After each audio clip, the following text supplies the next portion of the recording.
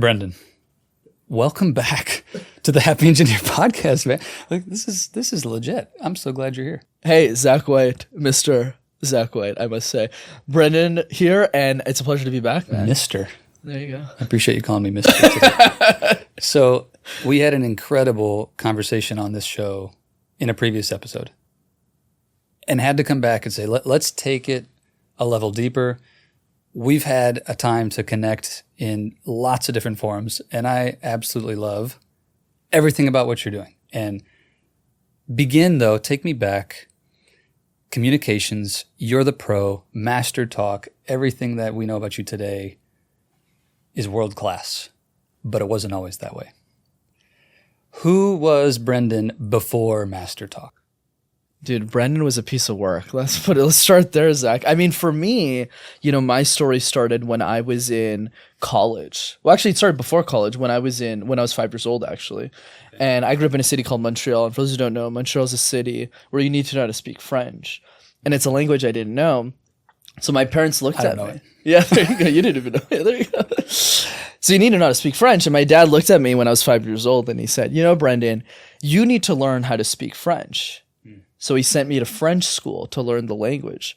So from the ages of 5 to 16, Zach, every time I would go up on a stage, which was obviously the classroom filled with 6, 7, 8-year-olds, not only did I struggle with presenting ideas, I had to present in a language I didn't even know. So that was the big challenge I had. And then the second one's around my arm. I have a disability in my left arm because of an accident I had at birth. So because of that, I always had a lot of insecurity around my arm when I always present because it's always crooked whenever I give presentations. So I never thought I was going to be a communications pro. That was never the goal. My mom was a kindergarten teacher. Oh, was she? And I used to go into her classrooms, 5 and 6-year-old kids. It's a zoo in there. And, they all knew who I was because she would show them pictures of her kids and I would walk in, they would know my name, etc. But I cannot imagine being in that classroom at that age, not speaking the language and feeling that pressure of being different and how kids unintentionally or intentionally can make that really hard. So do you have any experiences that stand out to you, any memories from those early days, what that was like? That's a beautiful question, and I never really thought about it until you asked me. But you're right. I mean, there's definitely two facets. One facet that I'll admit I got a little bit lucky. Once again, I live in Canada, right? So kids are pretty nice in general, that's fair. Right? So shout out to Canada. Yeah, shout out to Canada. So because of that, what happened? I remember this when I was 5, 6, or 7 years old because I could only speak English at that age. Okay. I only started learning French when I was in grade 2. They actually gave me a special teacher to learn French. And I would get all these free cookies and snacks and all the kids would be jealous.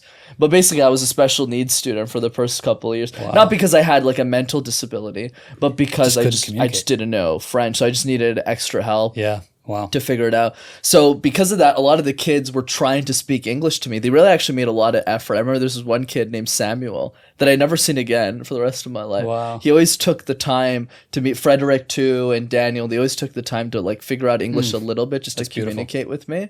But the other side of the angle was true as well. I always felt left out as a kid. And the reason is because from, I would say kindergarten to grade 2, or maybe it was grade 1, I had to wear a cast for like 2 years basically because of a surgery I had when I was like 4 years old because of the arm situation. So because of that, I would always walk into class with a big cast on. Yeah. So it always looked really awkward because everyone would come up to me and be like, "Oh, did you like get into an accident? Is this cast going to be on for like a month or something?" I was like, "No, I'd had to have it on for like 2 years." So that was definitely a huge insecurity. Not the conversation starter you want at age 6. So in that time, for you, it was the language, but in the spirit of communication, communication unlocked a different life for you when French became accessible. Is there a lesson from that stage of life, ages 6 to 10, of the language, et cetera, that you still lean on? It's still part of your ethos around why communication is so important. Yeah, definitely. I would say the lesson that comes to mind immediately is we don't think of communication in the same way we think of other skills. So the problem with today when we're adults, right, fast forwarding the timeline a little bit, Zach, is we have a very negative relationship with communication and public speaking. And how that negative relationship comes out is whenever we want to get better, quote unquote, it's always around something we have to do, not something we get to do. So in engineering land, it's a status update meeting. It's presenting a board presentation about an idea, an engineering initiative that the person is working on, a project they're spearheading from a technical perspective that they're sharing to the technical team, right? Or to leadership. So it's never exciting. Yeah. It's more like deliver this properly, right, or you're done. Or forget about management. So it's always attached to a threat. Whereas going back to your question around 6 to 10 years old, when I look back at that self, really what I applied, not just in that age range, but throughout my life in communication, is really this idea of, wait a second, if a baby falls on the floor and they're trying to walk, do they sit there and they go like, Mom, can I get a book on how to walk and just study this a little bit more? Yeah. They just get back up again. And I feel if we apply just more of that logic that we had as kids, as grown-ups, I think a lot of us would be a lot better at speaking than we currently are.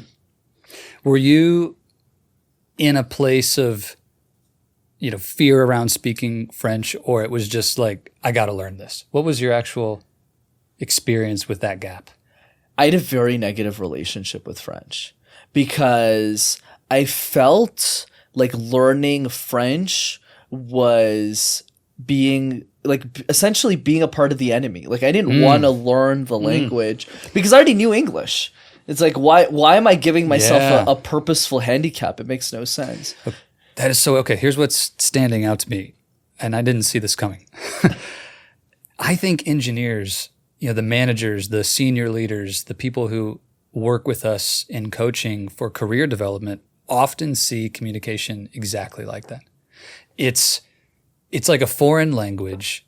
I speak technical. I'm an engineer. I can speak geek. I'm a nerd. I love and I thrive on being able to articulate these radically complex things in a way that if you're not on the inside, you don't even understand what I'm saying. And then someone comes along and says, hey, we need you to present this to management or present this to the board or present this in a way that the sales team and the marketing team can understand.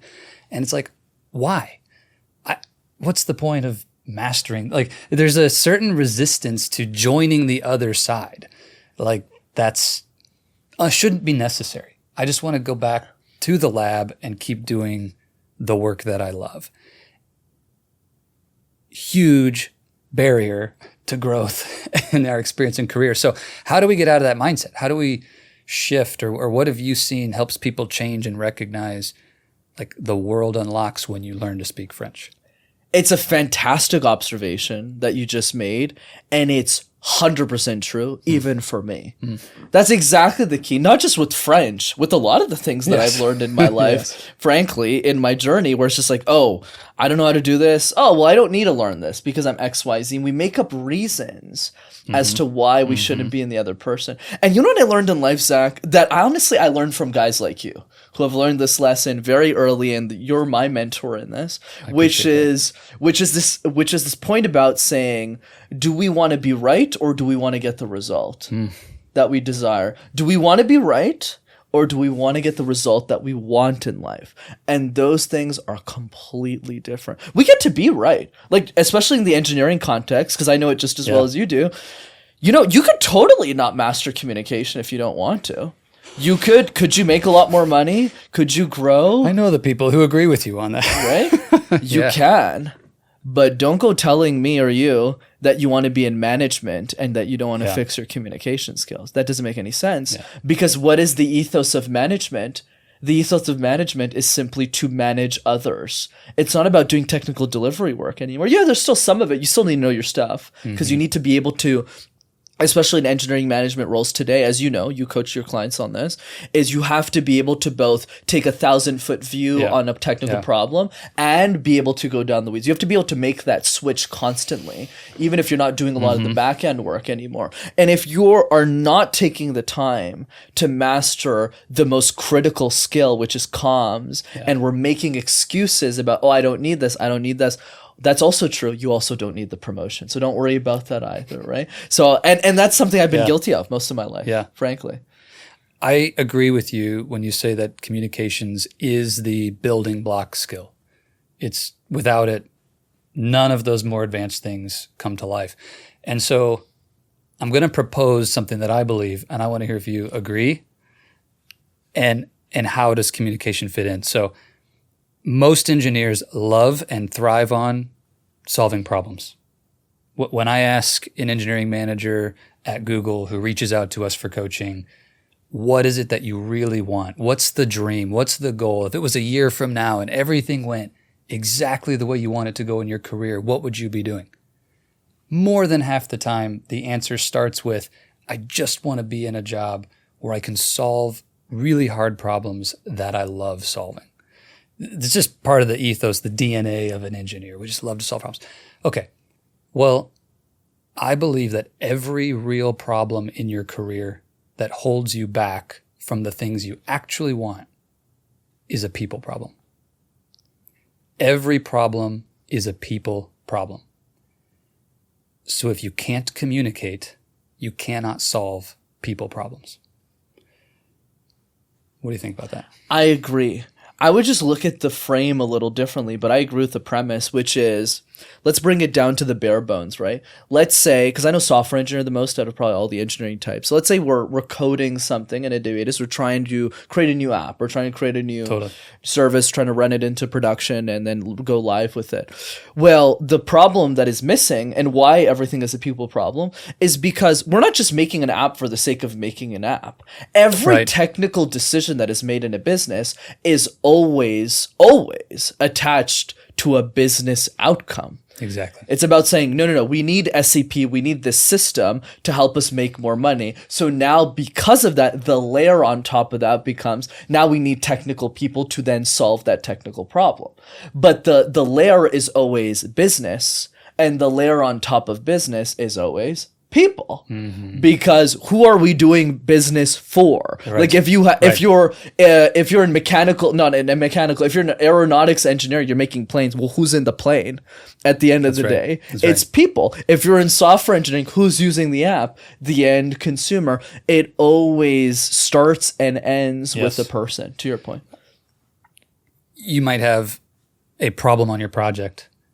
You say, what's the problem? Well, the deadline is 3 weeks and we've got 10 weeks of work to do. And you call that a project problem, but it's like, well, where'd the deadline come from? Somebody picked the deadline. You're going to need to go talk to somebody about what we're going to do. If there was no deadline and no person making it, solving the technical challenge is actually what engineers love to do. So where do we begin, especially coming from the technical lens, Brenden? And you understand the thinking of that deep logical, that deep analytical mind. What's the first thing that needs to shift to unlock communications mastery?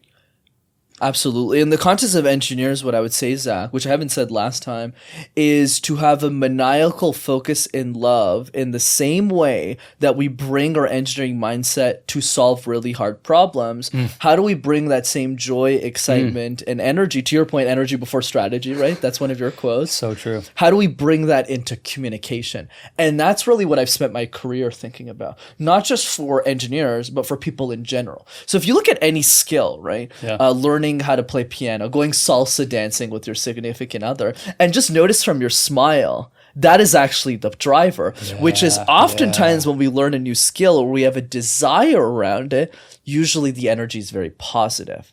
So it's about saying, I'll learn this skill, I'll go salsa dancing, I'll make a couple of mistakes, I'll get a lot better, and I'll grow. we don't apply that logic at all to speaking. It's more about, Yeah. oh, like I've been struggling with this for so many years. My boss is not good at it. My boss's boss is not good at it, but they're still telling me I need to do it. Yeah. And then like, but I'm not doing it as well, but they're not doing it well. And there's just always this boring chatterbox around it. So the first thing that we need to do is more of a mental game. It's about taking a step back and going, how can I gamify communication in the same way I gamify engineering problems that I'm solving at work? And an easy way of thinking about that is to say, okay, we're a software engineer. We're calculating the number of bugs that we're solving for. How many defects do we solve this week? 10, 15, whatever. Whereas the analogy I use in communication is in communication, you have 40 defects right now. How do you solve one of those defects every single week? That's the way I would ROI it. Part of why I love talking to you. You know me so well. Salsa dancing is a perfect metaphor. I used to teach dance. Did you know that? No, I did not. Okay, so at Purdue, while studying mechanical engineering, I did competition ballroom and Latin dancing. No way. Yeah. Shout out to Monica, my first dance partner. I would never have joined the ballroom dance competition team at Purdue if it weren't for Monica. So now I need videos on this. Yeah, I'll show you sometime. I was actually a very good dancer. So I believe that. We went dancing last year. That's true. I forgot. 100% believe it. You've seen me on the dance floor. Not salsa, but that was a super fun time. When we taught dance in St. Joseph, Michigan, this beautiful lakefront venue, and people would come for Tuesday nights and we would teach dance lessons and have a social dance afterwards. You can predict with the people who are there who don't really want to be there, but they're there. The spouses, the significant others, the boyfriends, okay, she dragged me here, or occasionally the opposite, he dragged me here. But you could see that all over them. The people who absolutely wanted nothing to do with learning had zero fun on the dance floor. And they learned slowly, and they forgot everything by the following week.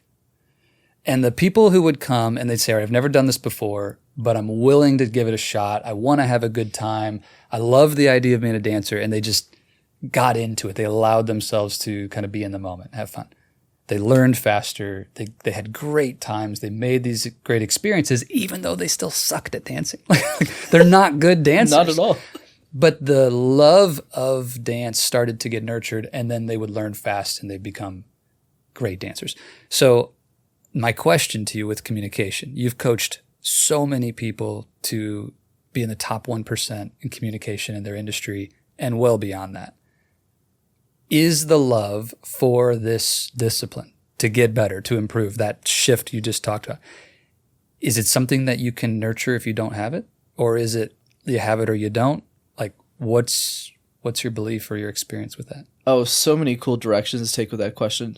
Number one, I love the observation that you made around salsa dancing. That is so true and so applicable, not just to dancing, but to every skill that you're learning, if you're just not excited about it or find something to get excited about, you can't win.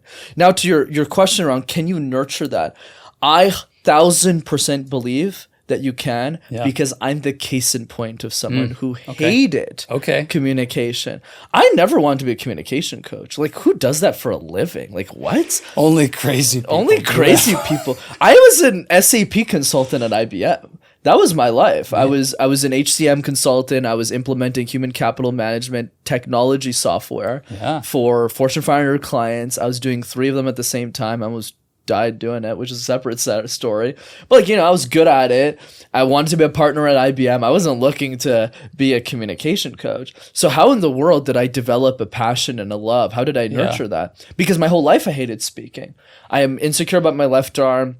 I don't speak French that well. I look like a scrawny little kid. Most of the people in not all of them, but most of my classmates were white, so I was always a visible minority too. So I never really grew up. Once again, it's Canadian, so it's not so bad. But I grew up with not liking speaking at all. Yeah. So what happened was, the reason I was able to nurture a love for it later in my career is when I went to college, I did these things called case competitions, which is essentially presentations competitively, kind of like hackathons in the software engineering. Totally. Right? But I never did them because I wanted to do presentations. I didn't because a lot of the best companies recruit out of case competitions. But because I did those competitions, I accidentally fell in love with speaking, and my relationship with speaking took a complete 180. So now bringing this back to our engineers, to our cold cut, systems thinking, I'd even argue square potentially engineers. How do we get them to love speaking? You're speaking to my heart right now. How do you get them to love speaking? You know, to your point, I've trained a lot of engineers like yourself on how to get there. Here are the points that I'll bring up that might be the answer for somebody. Yes. Because what's cool about this, because we're focused on the negative right now, but there's also a positive, which is you only need one good reason to do it. That's right.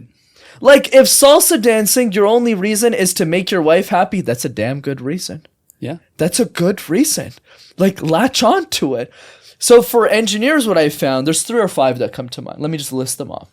Number 1, it is learning communication for pro bono activities that you do outside of work. Here's a typical example that I did when I used to work in tech myself. I would say a lot of engineering executives, they would put in so much effort in their presentations, and I would ask them why.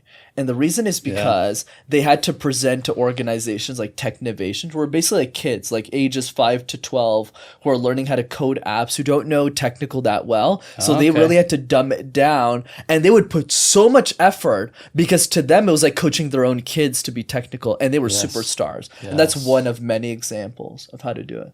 I like that. Who's the person who you've seen turn that equation around the fastest? They hated the idea of public speaking, terrified of public speaking, did not want to practice, like they were going to never come back to salsa class again. But they turned it around. Who stands out to you? And if you have a kind of lesson or what you saw in them, I'm just curious, what's the biggest turnaround you've ever seen? Yeah, that's a great question. You're having me think on the spot here. I would say, in a good way, I would say the one that comes to mind is not a person, but a process. Okay. So the process, and I'll probably think of the person in that explanation, is going back to salsa dancing. How do you make something as fun as possible? For me, the answer is make something easy and systematic where people get results really quickly. Yes. It's the same thing in engineering. Hey, if you got 40 bugs in a system and you solve for 5 of them, there's a momentum that gets built. Totally. You're like, okay, well, I solved these 5. Or if you solve one super red bug, then all the green ones are going to solve on their own. So how do we apply that to speaking? So one of those ways is through the random word exercise that we've talked at lengths with together privately and publicly, which is simply an exercise where you take a word like cup or something and you create a random presentation out of thin air, right? But what's fun, and the reason where I've seen a lot of engineers kind of 180 this, is it's not just about the exercise and doing it. Yeah.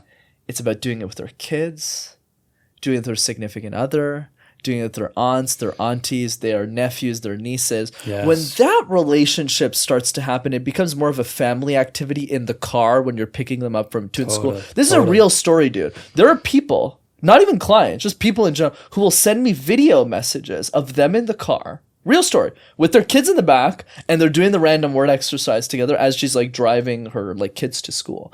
So what's happening here is the energetic is changing around that. So you asked for a name, and Yvonne is one of those people that come to mind. She's exactly that. She sent me a video of her doing that. Yeah. That exercise, the random word exercise, which in the last interview we did, we talked through it in detail. You have amazing videos explaining it in MasterTalk. Go check it out. It's like the basic step in salsa. You got to learn that basic step. If you can't do this fundamental movement, then you are not going to build on these really flashy, exciting, the stuff you see in the movies and on TV. Or if you go out to the salsa club and the stuff that makes you scared to get on the dance floor, all of that is built on the basic step.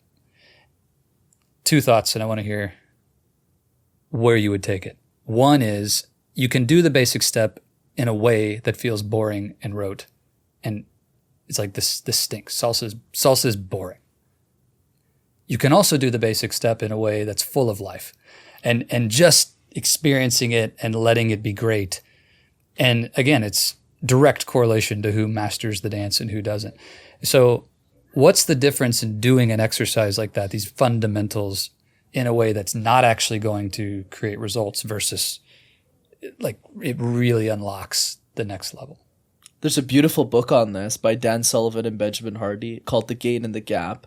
And I think that is the key difference. Because at the end of the day, to your point, to reemphasize it, it's the same step. Yeah.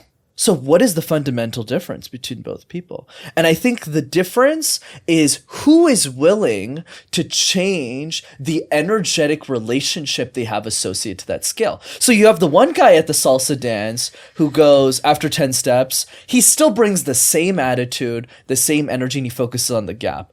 Yeah, I mean, you're right, Zach. I did this 10 times, but you know what, dude?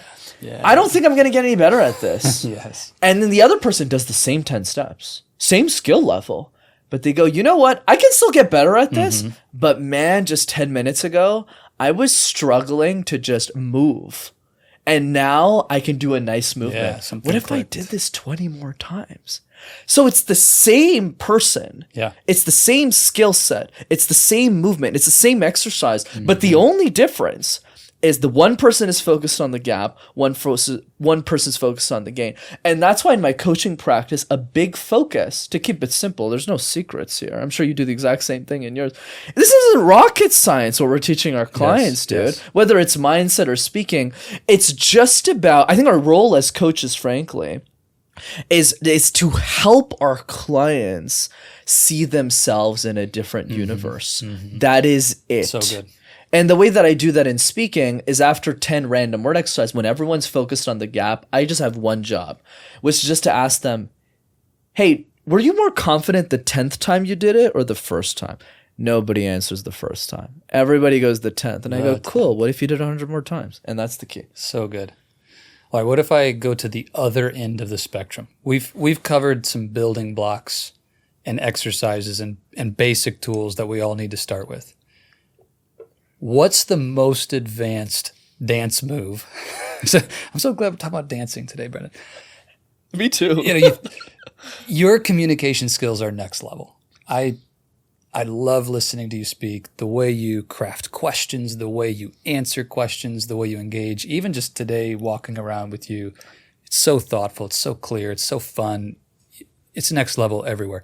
So what's that top level, gold salsa move, the one that everybody in the club is like, dang, you should see Brenden. He has this move. What's that for you in communication right now? Like your most advanced skill? Wow, my golden move. It's even one I hesitate teaching my best clients because it's so hard to master. Okay. I have two streams of thoughts right now. I'll give you the one that I don't share a lot on podcasts, which is a term I invented called kind of like lifestyle engineering, which I love your term. Thank you. I call my term communication agility. So communication agility means predicting in advance what will happen in a situation related to comms and how to mitigate that risk ahead of time. And I've had trouble coaching this to clients in all fairness. I'll give you an example because you apply this quite well even without me telling you to apply it, which is something along the lines of, let's say we take a manager, engineering manager, we'll take your typical client, right? And they come up to me and you and they're saying, Brenden, Zach, I'm really stressed about speaking. I've been really worried about speaking the last 3 months. Yeah. So most people will coach them through something like, okay, tell me more about where do you think that fear comes from? Or they'll take more of a therapy approach. That's not the approach I take. And I don't think it's the approach you take at all. So the way I take it is I ask them to take a step back and I go, I want you to journal for 3 minutes or 5 minutes, whatever you're more comfortable with. What are the 3 communication situations that caused you the most stress in the last 7 days and why? And this is a question no one really asks. This is what comms agility is and what I really dig through. So a client will do the exercise, they'll go through it, and they'll say, you know what, Brenden, now that I think about it, it's actually not 3, it's just 1. And that's what's causing me most of the stress. Interesting. I was like, cool, so tell me more about that situation. Let's say that person's name is John. So John will look at both of us and say, Brenden, Zach, there's this one manager who's always asking me a ton of questions and just barraging me, and it always increases my anxiety level. Yeah. And I go, great. How much time have you spent preparing for that meeting that week? That specific one, because you can't prepare for everything. Oh, I haven't thought about preparing that at all. Now we find a tangible, practical way to play the advanced dance. And I think what I've done in my career very well is I do this with everything. So even with the conversation we're having right now, I was thinking about this podcast interview 3 months ago. Yeah. Because I was like, man, it would be so cool to do an in-person podcast with Zach. I don't think he does a lot of them. Oh, okay. I have to make him feel more comfortable because I don't think he does a lot of in-person shows as a host. So I got to make sure he's comfortable interviewing me. Okay, that's one. Two is I should be on time, right? Because there's a lot of traffic in LA. Oh, three, okay, I'm going to go back to a studio where I actually know the producer because I already have a relationship with him. There's not going to be any delays. Because last time I didn't have the relationship and there was delay. So what I'm doing here is I'm practicing communication agility. Yes. So if you predict, you win. Yes. Okay. Well, first of all, thank you for your agility creating this moment. Because to your point, we would have been on Zoom and it would have been amazing, but not what we can create together here. Exactly. Here's my challenge with that, or the thing that comes to mind from a coaching lens. One of the things that I talk about a lot with my clients, especially my mastermind, is the power of presence in the moment when it comes to listening and not over-indexing on guessing or predicting or assuming where a conversation or where a situation's going to go. Because when you're in your own head, and this is more real time, not so much planning. So that's why I'm curious how the distinction plays out. It's like if you're in the room and while you're talking, if I'm formulating my next question, then this conversation is going to be garbage. You know, it's just like the kind of podcast where people just read off questions and the guest answers them and they're boring as all like, So it doesn't flow properly. I got to be with you. And if I over-index on prediction rather than presence, then we don't create magic in the room. And so how do you have agility, which sounds incredibly important, without losing presence? I love the challenge. It's a fantastic point. And it's like a real question. I don't know how to do that. Yeah. It's a great point. And I'm still learning that too, because there's no perfect silver bullet here to solve this. That's why it's such a fascinating point you brought up, Zach. Here's what present Brenden will answer right now, and we'll see what Brenden in 5 years will answer. What comes to mind right now is we both can be right. I think it's an and situation, not an or. Because I concede the argument to your point. If you're trying to play this agility game in real time, kind of like if I was trying to do that right now, it wouldn't guess work what at Zach's all. going to say next. Yeah, where am I going with this? It completely derails the conversation. Yes. It increases a ton of stress. And I would advocate, once the moment is happening, to exactly do what you're preaching. Okay. Listening. And there's ways we can talk about how to practice that more that I don't think we covered in other shows. We can talk about that if you want. But like being more present, listening more, how to do it in a practical way from an engineering perspective. So that's one point that I'll just leave as a bucket here. Okay. But then the other piece is just because we need to be present doesn't mean there's no planning involved. Yeah. And that is a key difference. Let me give you a simple one that I think engineers will relate to, which might not be like agility, because you asked for the number one move, so let's go down a little bit, a couple of notches. Something accessible for the rest of us down here in the world where we live, Brenden. Right. So one of the frameworks I was teaching your clients while you're hanging out in Fiji is a framework I teach called ACE, which is an easy way to crush status update meetings that I felt no one else taught. So I just had to invent a new framework. Because a lot of the times when you enter a status update meeting, you go in blind. You go like, oh, I didn't have time to prepare for this. Yeah, the project's going well. They're kind of all over the place. Yeah. They don't sound like managers. Yeah, random bullet points of all the open issues or just whatever. Exactly. Yeah. So I was like, guys, there's an easy way to solve for this. ACE, acknowledge, count, evaluate. I'll go through it really fast.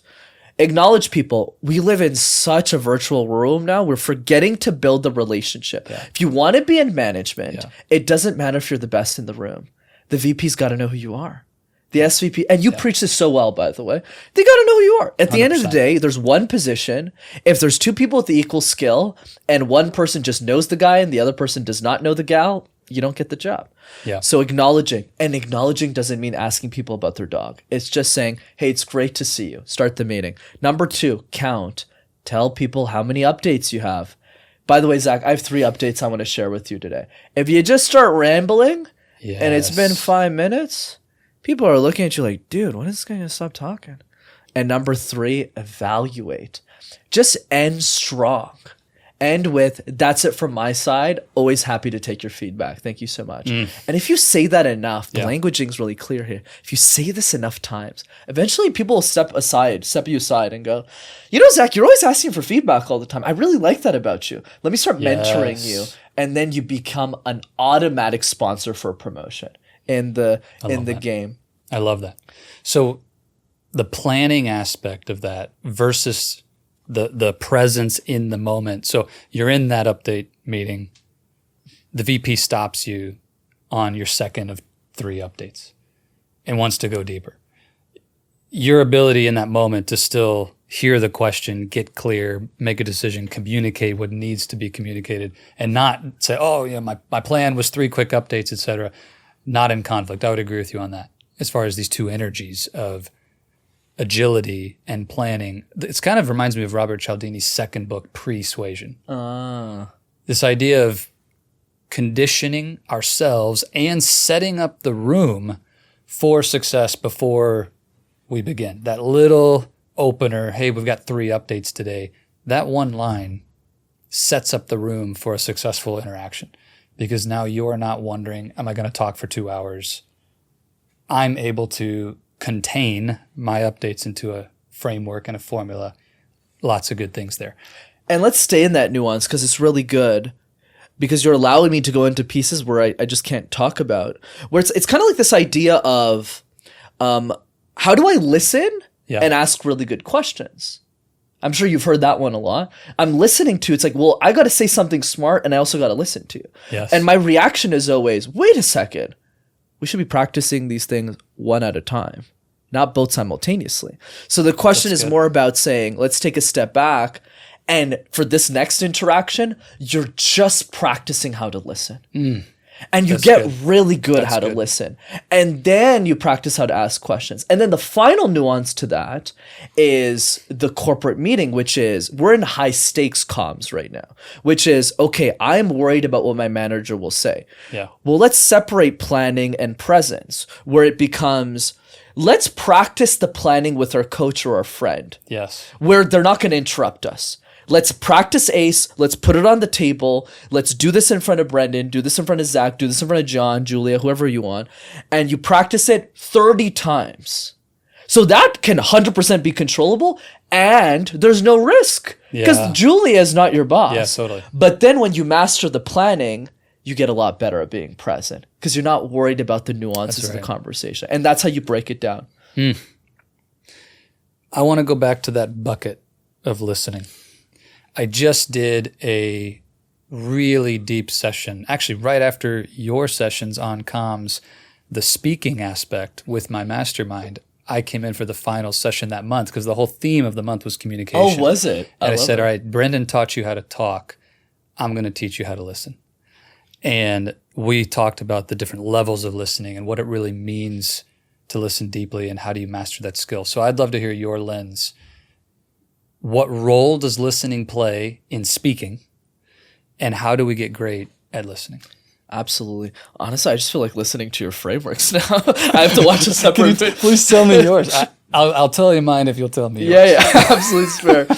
So I'll give you the one that I think is the most interesting in my Rolodex of frameworks, which is this question I answered very early in my career, thankfully, around being pissed off about how people preach listening, but we don't have practical ways of measuring success in listening. Ooh. Right? So it's like everyone tells us to listen. How to measure success in listening. Great question. Especially for an engineer. Yes. Who's very like problems focused. How do I know if I'm improving? Yep. And I actually found a solution. And it's very simple. It's a strategy I teach called the goals call. I don't know if you've heard this one from me yet. No. But the goals call is simply this. And you don't even have to do it with corporate. You can do this for fun. So it's a very simple call. This is how it goes. Let's say I did this on you really quick. It's a 60-minute call or 45 minutes. And it's just a conversation about your goals. So the conversation would just go like, okay, Zach, I want you to take 5 minutes and write, don't do this today, but just like in the context. I got it. And I just want you to write down your top 3 goals for the year and why they're important. So you take 5 minutes, you write in these goals. Good so far. Pretty simple. Easy. And then after those 5 minutes elapses, you share everything that's on your piece of paper for 5 minutes. So at this point, we're 10 minutes into the call. Then after that, I have to repeat everything that you say word for word, just to make sure I got it, Zach. These are your 3 goals. This is why it's important to you. Is there anything else that you feel you'd like to add that you feel I missed in the recap? And almost always they'll go yes or no, but they'll still add something. They'll go like, yes, you got it right, but let me add some more. Yeah. So at this point, 15 minutes has passed. But here's the kicker. For the rest of the 45 minutes of that call, you are not allowed, under any circumstances whatsoever, and you notice I'm changing my tone of voice here. You are not allowed, under any circumstances whatsoever, to give advice to that human being. The only thing you are allowed to do for the remainder of the call is to ask clarifying questions around their goals. Wow. So for example, let's say you came up to me. I do this with all my besties, all my best friends, all my top clients. I do this with all of them. That's why I got good at the goals call, because I'm a shit listener. That's why you're the podcast host and I'm the podcast guest. I don't have a show. People ask me, why don't you interview people? I'll tell you why. Because I'm not good at it. I like talking. So you'll master. You've already mastered it. Funny, man. So what's the punchline? The punchline is, if you're saying, hey, Brenden, I want to grow my business. Hey, tell me, Zach, where's your business at right now? Where would you want it to be? Can you talk about your business model right now? If you had to change one thing about your business model, what would you change? What do you think is missing? And all I'm doing is ask you questions and repeating what you're saying back to me and asking if you want to add on. You do that with 100 people, you'll be a master listener, guaranteed. I like your framework. Thank you. I'm not sure if I want to share mine now. What's cool, even we're not doing it live, the actual goals call, but just you saying those things activates a different part of my brain. Like I start getting excited about answering those questions. I'd love to answer them later today. It's like, yeah, let's do it. There is something special about not just that process to master listening, but you're giving that person a real gift. By talking with them for that length of time about their goals, their dreams, their desires. Like, when was the last time somebody just said, I want to give you the gift of my attention, the gift of my time, just to know you in the context of who you want to become? That doesn't happen. I mean, even with a lot of coaches you'll talk to, it doesn't happen, let alone with a friend or something. So I just... like A+, man. You hit the nail on the head, brother. And I'll even add on to that. You know what I always tell my clients is that as a coach, I'm a leader of leaders. So what that means, we are essentially. Yeah, so we lead people who lead people. That's essentially what we do. So I told them, I won't be working privately with the people that are working under you. I might never meet them in my life. And that's not the point. The point is... in the same way, and I ask all of them, raise your hand if you've ever done a goals call, given one, and nobody raises their hand. And I go, you have an opportunity as a leader of leaders to go to the people who either can't afford coaching or can't do coaching or don't believe in it or are not mature enough for it yet. You have an opportunity to be the only person in their life to give them a goals call. It is not just a gift. It is the most important gift that you can give somebody. And the best part is that gift that you're giving somebody doesn't cost a dime. It just costs your time. So are you going to play the game to be a leader or not? Because a lot of people play big talk about saying, I want to be a manager. I want to be a senior manager. I want to be... What does that mean? What it means is, are you willing to at least sit your friends down for a goals call? Because if we're not willing to do that imperfectly, because I sucked at it, but I've done 300 now, so I'm great at it. If we're not willing to do it imperfectly, then we don't deserve to be leaders in our organization. Let's go. That's so good. One of the moments in my process that relates to this, and I'm actually going to tweak it, I think we can improve it based on what you just said, but when I meet someone for the first time, we're in our first one-on-one coaching session, which now, since starting the Oasis of Courage, I think we're at like 950 people that I've had an hour or more one-on-one with. All engineering managers, leaders, people in tech. And you start to pick up some themes and what's true when you talk to all these leaders.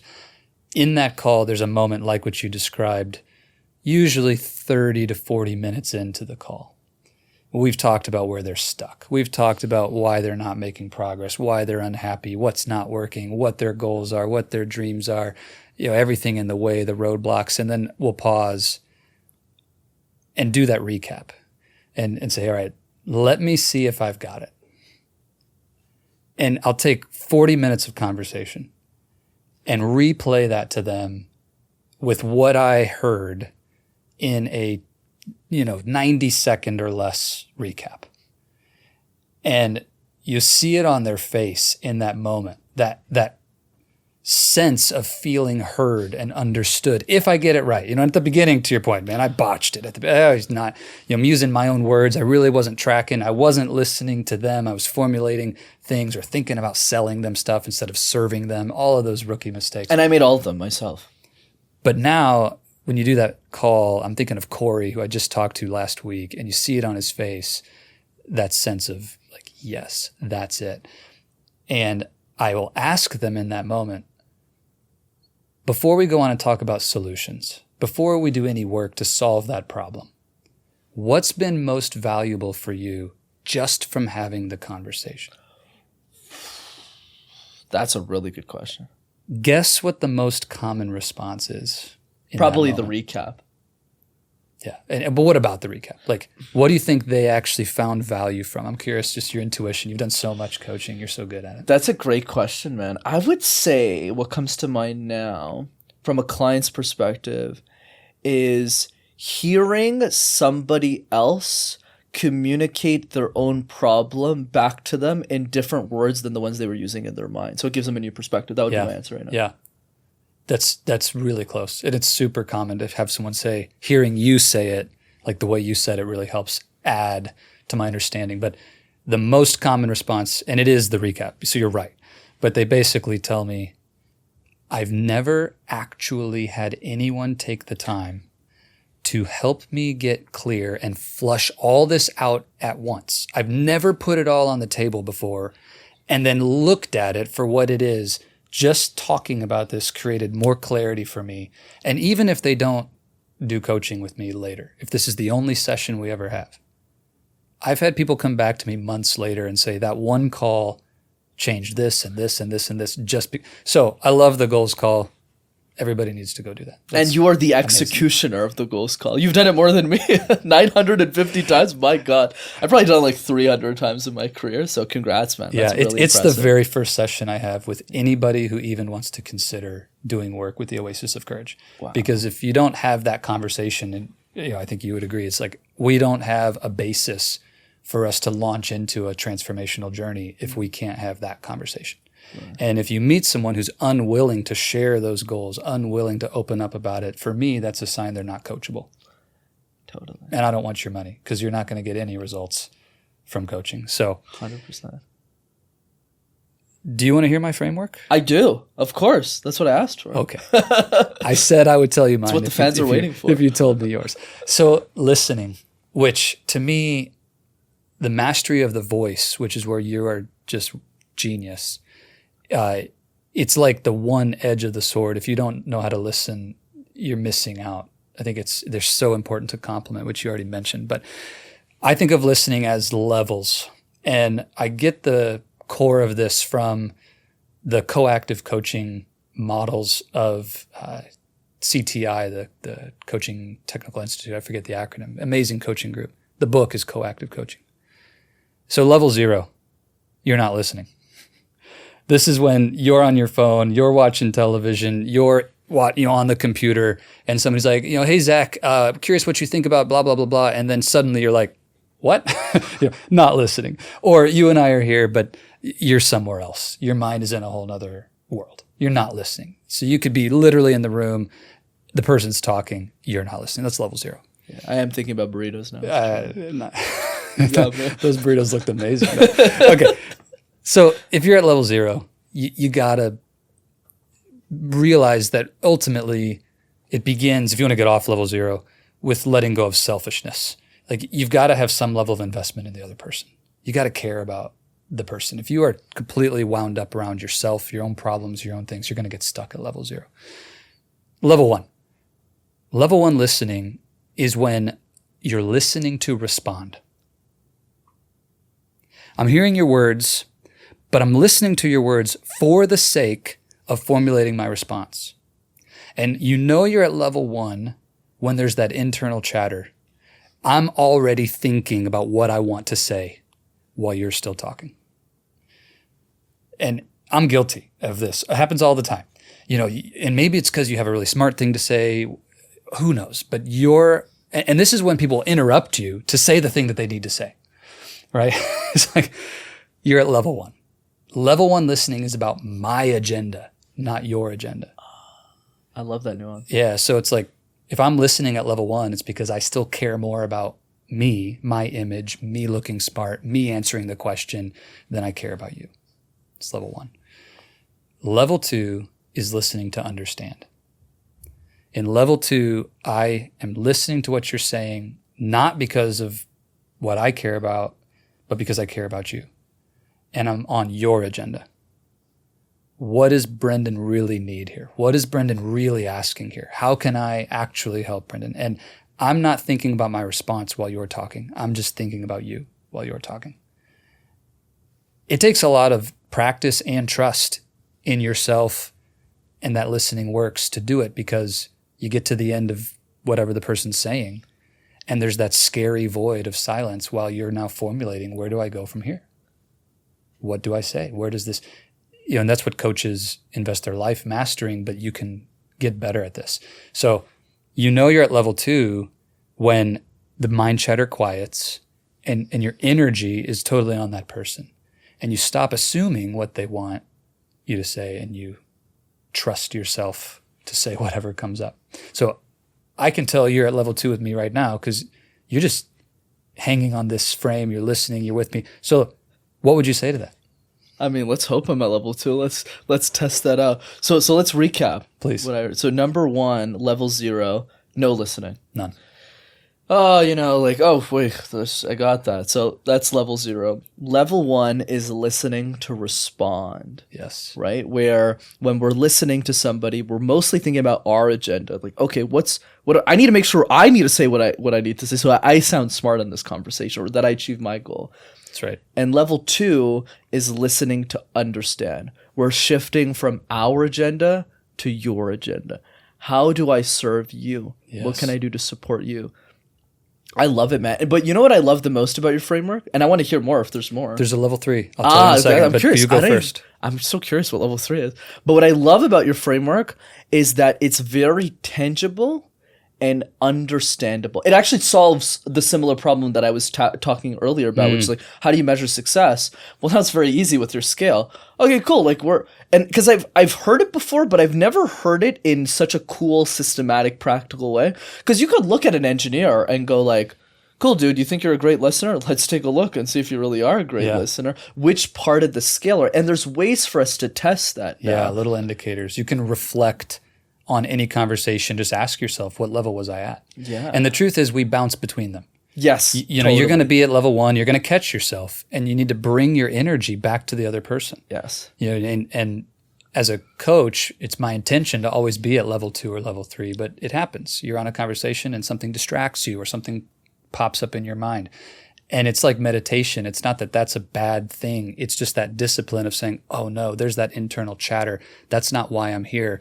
Bring the focus back. Yeah. And before you share level 3, I'll share a personal vulnerability of what I suck with, just to be open that we're all working on something. I have this ego in my mind of, and a lot of us have this, where when we hear something that we feel we already know or understand, the level starts to go down. So like if I'm listening to somebody, So true. you're actually way better at me at dealing with this. That's what I'm learning from guys like you and Vamsi and other mentors of mine. Once I'm coaching somebody and they're telling me about their problem, I go like, oh my God, I've coached 50 people on this program. Are you kidding me? Yeah. So I stop listening to understand and I start listening to respond. I go from understanding to go like, no, I've already solved this from 50 other people. Let me give you the fix. Let me just give you the fix. So that's what I need to work through. Now I'd love to hear level 3. All right, level 3, and then we'll land the plane. Level 2, it's about your agenda.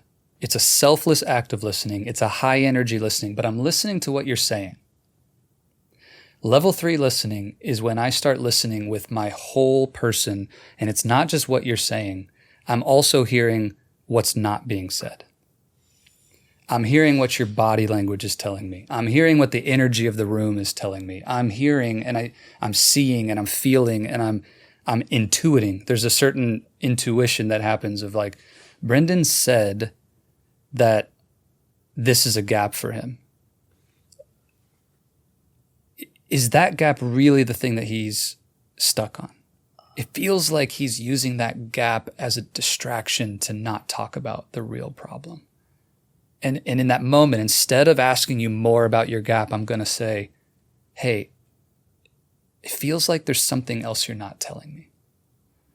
It's that ability to read in between the lines. That's level 3 listening. And it's like total ninja jujitsu mastery level. And it's incredibly hard to do without focused, intentional practice. And you're going to get it wrong. You're going to say that and they'll be like, no, like this is the thing.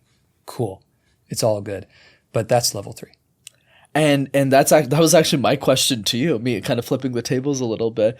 Yeah, man, I've struggled with level 3 for a long time. Because not just from me listening, because I think some part of us, which we don't cover probably in engineering podcast, are intuitively gifted. That's why we're coaches.